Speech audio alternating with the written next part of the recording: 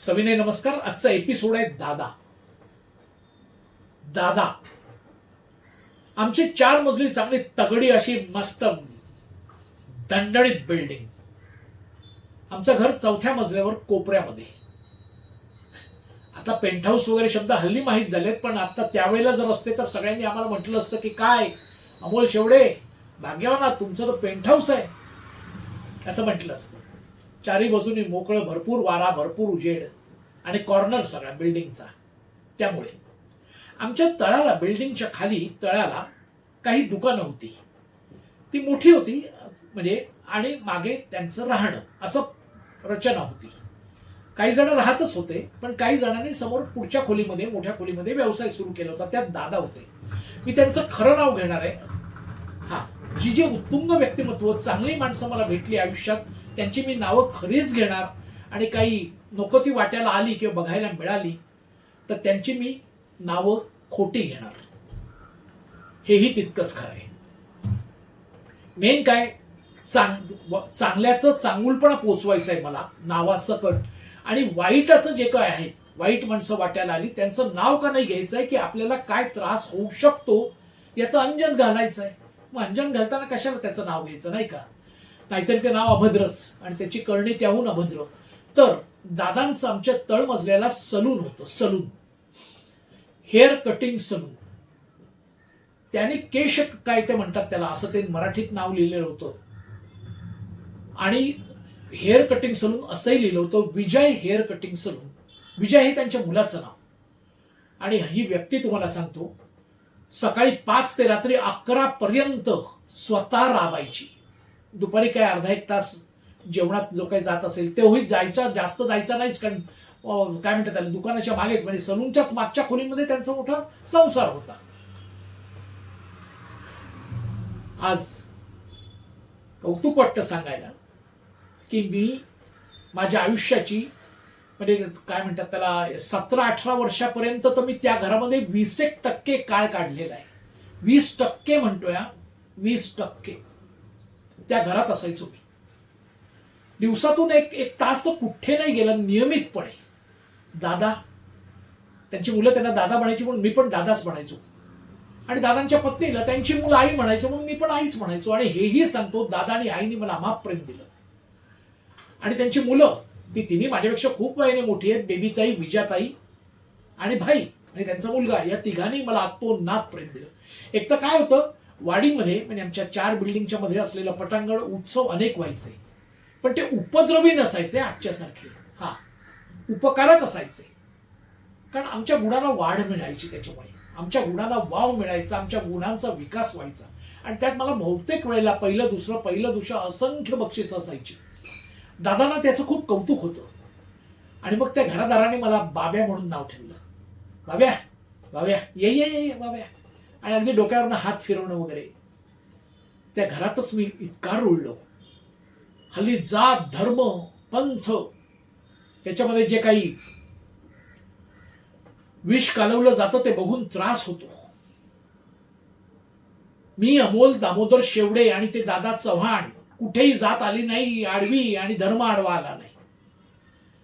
आणि माझ्या आईवडिलांनी कधी सांगितलं नाही की मोना, माझ्या आईवडिलांना ते कुटुंब अतोनात आवडायचं, माझी काळजी घ्यायचं म्हणून नव्हे. अहो, होतच गोड. दादा शिकू शकले नाहीत. अत्यंत दारिद्र्य होतं घरचं. दादा चिपळूण जवळचे एका खेड्यातले लोट्यावर मुंबईला आले आणि 13 सलून टाकली त्यांनी. मी परत सांगतोय, 13 सलून मुंबई सारख्या ठिकाणी 11-11, 12-12, 15-15 तास राबून. आणि ती 13 सलून वाटली. म्हणूनच म्हटलं दादा. कसे असावे दादा नावाचं व्यक्तिमत्व. 13 सलून वाटली. आणली चुलती, भावंड, अमुक तमुक सगळ्यांना मुंबईत आणून सलून हातात दिलं. रेडीमेड दुकान, रस्त्यावर अनधिकृत हडप करून नव्हे. हे महत्वाचं आहे त्यातलं. प्रॉपर दुकान, व्यवस्थित दुकान. मुलांच्या, आपलं काय म्हणतात त्याला, दुसऱ्यांच्या मुलांच्या वगैरे स्वाधीन केलं, जवळच्या नातेवाईकांच्या. आणि 2 स्वतःकडे ठेवली. एक आमच्या इकडचं तळमजल्याला असलेलं आणि दुसरं वरळीसारख्या, वरळीसारख्या सेंच्युरी बाजारच्या समोर उच्चभ्रू ठिकाणी एक माणूस सलून टाकू शकतो. हा हा हा, माझ्या वडिलांना त्यांचं अतोनात कौतुक. मला आमच्या घरी तर काय म्हणतात त्याला नियमच होता, माझे वडील आणि मी तर साहजिकच आहे, पण माझे वडीलही त्यांच्याचकडे शेवटच्या श्वासापर्यंत त्यांच्याच सलूनमध्ये केस कापून घ्यायचे. अहो दादा अशिक्षित होते असं मला कोणी म्हटलं ना फार राग यायचा. दादांची जसजशी ऐपत सुधारत गेली, सुरुवातीला त्यांच्याकडे एक वर्तमानपत्र येत होतं, नंतर 6-7, 7-7 मराठी वर्तमानपत्र त्यांच्याकडे यायची. आणि ते 6-7 वर्तमानपत्र शाळेत न गेलेला माणूस अक्षर एक एक जोडत वाचत बसायचा रात्री बेरात्री. आणि कधी कधी मला हाक मारायचे रस्त्यातून जा, म्हणजे मी रस्त्यातून जात असलो, मी तर आई बाबांना रोज भेटायचोच, म्हणजे आई आणि दादांना, मगच मी शाळेत जाणार. शाळेतून येताना आई दादांकडे जाणारच. आणि एवढे लाड व्हायचे माझे. आणि मग दादा सांगायचे, बाब्या हे इकडे अग्रलेख बघ रे जरा, हे हा काय, या शब्दाचा काय अर्थ आहे रे. अहो किती तहान हो, किती तहान. बरं वेल सेटल्ड माणूस, चांगला पैसा मिळवणारा, काय गरज आहे त्यांना एवढं सगळं. हे मी सांगतोय, हल्ली जी माणसं निर्ढावलेली आहेत किंवा डोक्यात भ्रमिष्ट झालेले आहेत, की मला फार अक्कल आहे, आणि काही ना माज आहे, आपण बिंडोक असल्याचा, असं दोन्हीही आहे समाजामध्ये. तर हे दादांसारखं व्यक्तिमत्व पोचवणं मला गरजेचं वाटतं. 6-6, 7-7 वर्तमानपत्र अग्रलेखासकट वाचणं. आणि माझ्याबद्दल तर त्यांचा गैरसमज होता की मी सर्वज्ञानी आहे. ठीक आहे, वक्तृत्व, निबंध, अभिनय, फॅन्सी ड्रेस, बुद्धिमापन स्पर्धा, या सगळ्यामध्ये मला तुडुंब बक्षिसं मिळायची, नाही असं नाही. पण म्हणून अहो माझं वय काय, सर्वज्ञानी काय. मला काही वेळेला कोणी रस्त्यात कोणी त्यांना काहीतरी विचारलं ना, ते सांगायचे बाब्या येईल संध्याकाळी. कळलं काय, बाब्या येईल कॉलेजमधून, त्याला आपण विचारू, त्याला सगळं माहिती आहे.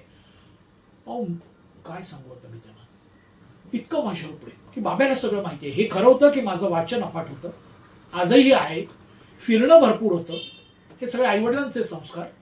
आणि माझ्या बाबांचे तर अतोनात लाडके होते, अतोनात. आणि मग माझी फिरकी पण घेतली जायची. मी असं शिरलो त्यांच्या घरात की ते सांगायचं, अगं बाय माझे बाब्या आलाय, एवढं ताजं बोंबील आणलं, त्याला द्या की जरा. पण मी असं करायचो, मुद्दामून थट्टा केली जायची, कधी पापलेटची, कधी बोंबीलची. कधी माझ्या वडिलांनी अडवलं नाही हो मला, विचारलं पण नाही.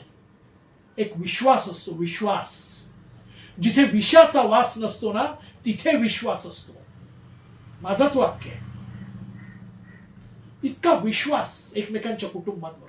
माझे बाबाही ज्या वेळेला विमान प्रवास वगैरे करायला लागले, तेव्हा त्यांनी बॅगा आणल्या त्यांच्यासाठी. जेवढी त्यांच्या घरात, म्हणजे विजूताई माझी, बेबीताई, बाई माझा, ही 3 मोठी भावंड आणि आई दादा, 5 बॅगा माझ्या वडिलांनी आणल्या उत्तम क्वालिटीच्या.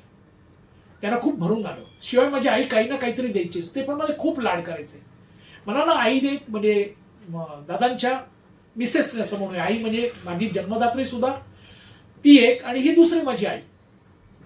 तर ती माझी जी दुसरी आई आहे नाही, ती असं काय म्हणतात त्याला, पावभाजीत पाव असतात ना, तसे ते पाव, पण त्याला ती तूप लावायची आणि ते भाजायची. ते जरा वेगळ्या पद्धतीने काहीतरी भाजायची. ते पाव आणि चहा माझा खूप लाडका.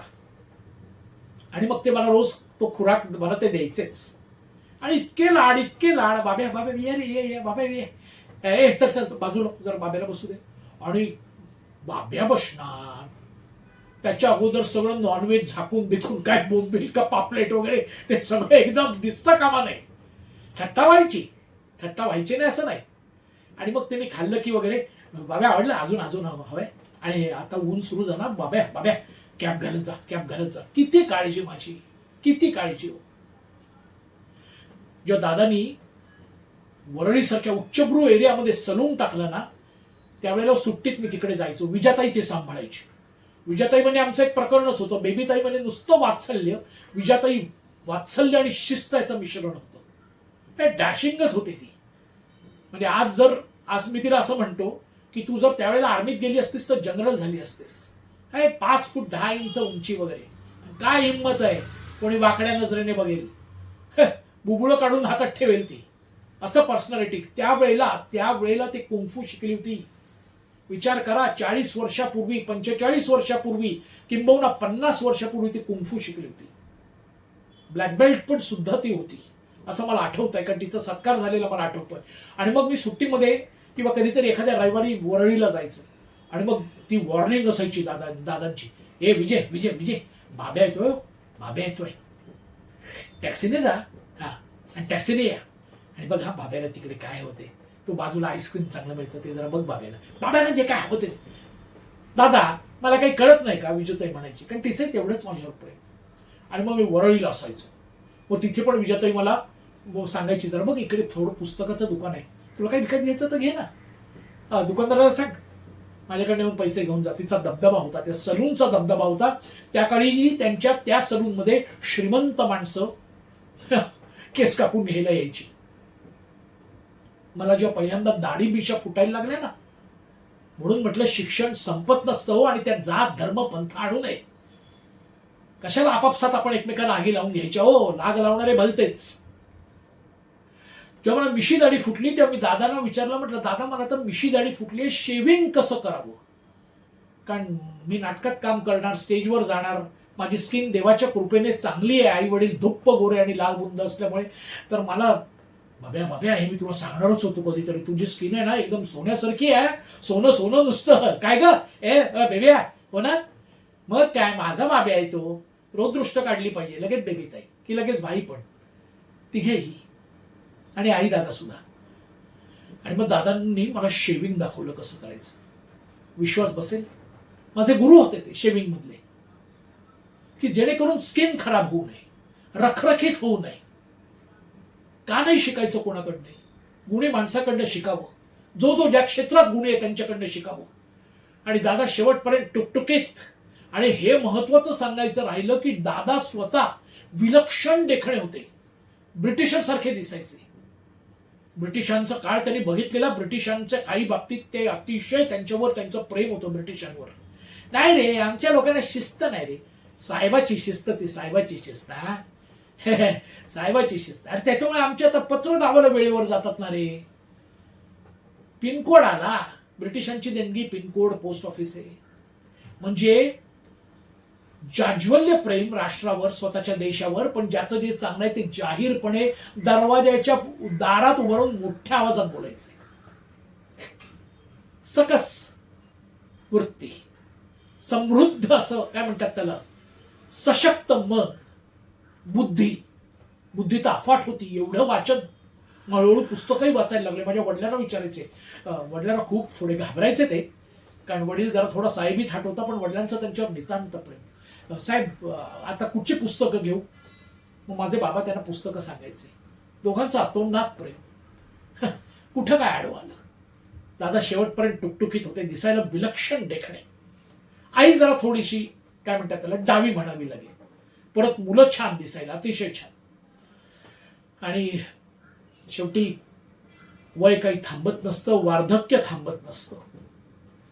आणि शेवटचे 3-4 महिने दादांना खूप वाईट गेले तब्येतीचे. तिथपर्यंत दादांना सर्दी खोकला ताप, अगदी माझ्या वडिलांसारखंच, माहितीच नाही सर्दी खोकला ताप म्हणजे काय. 11 तास उभ्याने सलून मध्ये काम करणारा माणूस, मालक असूनही. माझे वडील त्यांना कधी कधी ना मिनी किर्लोस्कर, मिनी टाटा असं म्हणायचे.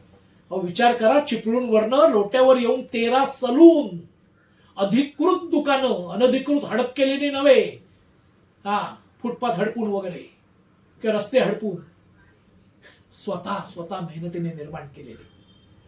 आणि मग माझे वडील असं म्हणाले, कुठे काय कसे आहात मिनी टाटा, मिनी किर्लोस्कर, किती दादा जरा उशाळायचे. नाही चांगलं आहे असं ते. आणि माझ्या काय म्हणतात त्याला आईला, म्हणजे दादांच्या मिसेसला, म्हणून आई म्हणतोय, त्या माझ्या आईला आणि विजयताई, बेबीताई, भाई, सगळ्यांना माझ्या वडिलांचं आईचं प्रचंड कौतुक. आई तर 64 कलांची स्वामिनी, 14 विद्यांची स्वामिनी, सगळंच यायचं आईला. वडिलांचंही अतिशय कौतुक, कारण वडिलांची दानत, वडिलांची शिस्त, वडिलांचा काय म्हणतात त्याला एक असा रुबाब म्हणजे कसला पोकळ नव्हे हल्ली दिसतो तसा, कर्तृत्वाचा, वागण्याचा, दातृत्वाचा सुद्धा रुबाब असतो एक. हे सगळं दादा आई बघायचे, त्याच्यामुळे त्यांना भरून यायचं. मग आईला ठरलेलं वाक्य, आईचं ध्रुपद कधीतरी असेल माझ्या दुसऱ्या एपिसोडमध्ये, अरे देवा माणूस असावा तर तुझ्या बापसासारखा रे देवा, नाही तर मेले बाकीचे बुलबुलीत. हे वाक्य तिचं ध्रुपदच होतं. मला खरंच नवल वाटतं आजही, आवडीने ऐकवायची ते वाक्य. आणि दादा अचानक खंगत गेले. ठीक आहे, आयुष्यातला बहुतांशी काळ हा दादानी देखणाच काढला, आर्थिक, मानसिक, शारीरिक. पण शेवटी आले वाट्याला भोग. सायन हॉस्पिटलमध्ये ते आयसीयू मध्ये होते. मी गेलो, दादांना मी पाहिलं काचेतून असं आयसीसीयू मध्ये, आणि मी ओक्साबोक्शी रडायला लागलो आणि थोडा किंचाळलो. बाजूला भाई, विजूताई, बेबीताई सगळे होते आणि मी किंचाळलो, दादा, you are not born for this. दादा, I can't see you, I see you, I can't see you दादा. मी दादांना नाही असं बघू शकत. हे मी किंचाळलो. त्यावेळेला काही माझं वय खूप नव्हतं, असेल दादा गेले तेव्हा मी 30चा वगैरे असेल, 30-32 वगैरे. डोक्यावरनं पाणी. सगळ्यांनी मला सावरलं. दातृत्वाचा, ज्ञानाची तहान असणाऱ्या बाबतीत दादा, दातृत्वाच्या बाबतीत दादा, वात्सल्य, प्रेम, स्वच्छ नजरेने सगळीकडे बघणारा दादा, इतरांचे गुण ढोल पिटून सांगणारा दादा. अहो दादा ह्याला म्हणतात. दादा, आई, तुम्हाला दोघांना माझा विनम्र प्रणाम. तुमच्या मायेची जी काही सावली माझ्यावर कायम कायम होती, ती आजही मी वेळी अवेळी आठवतो. आणि ते वाक्य पण आठवतो माझ्या वडिलांबद्दलचं. आणि कधी कधी माझी थट्टा करताना, बाब्या बोंबीला देत खायचे असतील ना तुला, हे विसरलो नाही मी अजून कधीही. विनम्र प्रणाम आई, दादा, तुम्हाला विनम्र प्रणाम दादा.